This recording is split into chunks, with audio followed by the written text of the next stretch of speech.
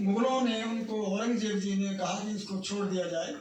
जो जितने भी बीच में सिपा सलाहकार थे या जो भी तहसीलदार थे, उन्होंने कहा इनको कहो कि ये छोड़ दें, या ये धर्म को छोड़ दें, हमारे इसको कन्वर्ट करें सारे को। तो यही जहाँ समस्या खड़ी हुई, जहाँ से इस चीज़ को प्रॉब्लम आई, वो आई कश्मीर के पंडितों के से।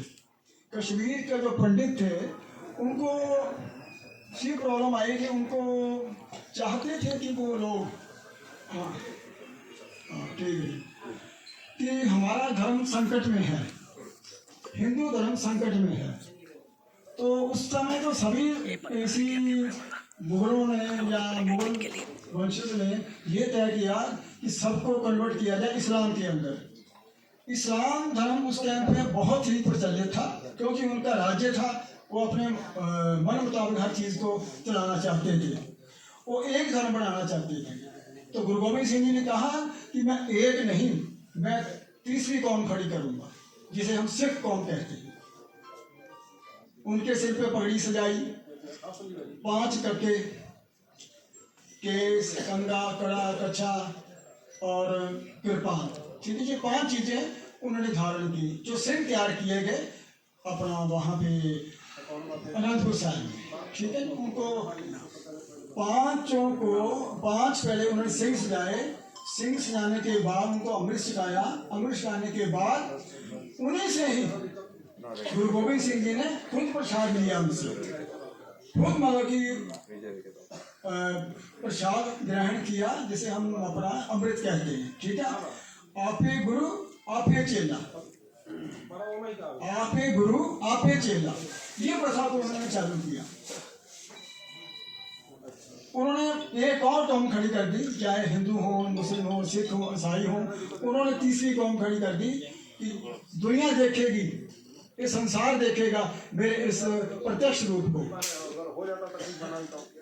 तो ये फिर प्रॉब्लम यहाँ पे आई कि जब वहाँ इस चीज़ का जोर था, बहुत बड़ा जोर था कि भाई कृपा चंद जी अपने वहाँ से कश्मीर के पंडित आए, उनको रिक्वेस्ट की कि हमारा धर्म खतरे में है इस वक्त, आप इनको बचाइए।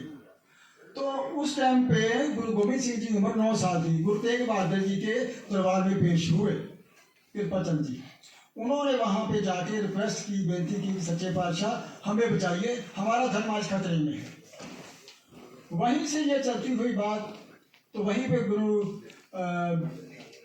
गुरु साहबान जो थे अपने गुरु तेग बहादुर जी, उन्होंने कहा कि भाई इनका धर्म कैसे बच सकता है। उन्होंने कहा कि धर्म तब आपका बचेगा जब कोई कुर्बानी देगा, कोई शीश देगा, तो जाके बचेगा ये पर। उसके बाद वहीं पे अपने गुरु गोविंद जी आए, 9 साल की उम्र थी, तो उन्होंने ये कहा कि आपसे बड़ा कौन पंडित हो सकता है, आपसे बड़ा कौन दयालुता हो सकता है, आपके परिवार में आप सबसे बड़े हैं, आप इस धर्म को बचा सकते हो, तो आप कभी शीश देते।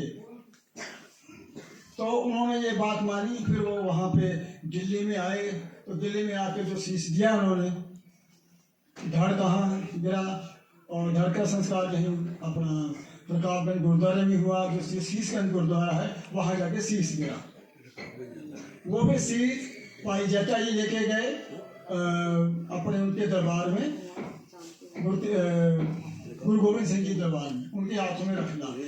तो उन्होंने कहा ये आपका शीश है, आप संभालो। वहाँ पे उनका वहाँ संस्कार कर दिया। वहाँ से सिक्खी का प्रचार शुरू हुआ। तो बहुत सारी नौकरियाँ आई, बहुत सी समस्याएं आई। तो उसका समाधान तो आपके सामने ही है कि हिंदुओं को जो कन्वर्ट किया गया था, तो इस धर्म को बचाने के लिए हम भी हिंदू ही थे। ये तो है नहीं कि हम आज सरदार बने हैं, पगड़ी बांध ली तो सरदार हैं। सिक्की वो पगड़ी नहीं है, ये it is not the symbol of the, ये एक वो चीज है जो आपको 5-7 मीटर का कपड़ा नहीं है, मान है। ये एक इज्जत है, एक मान है।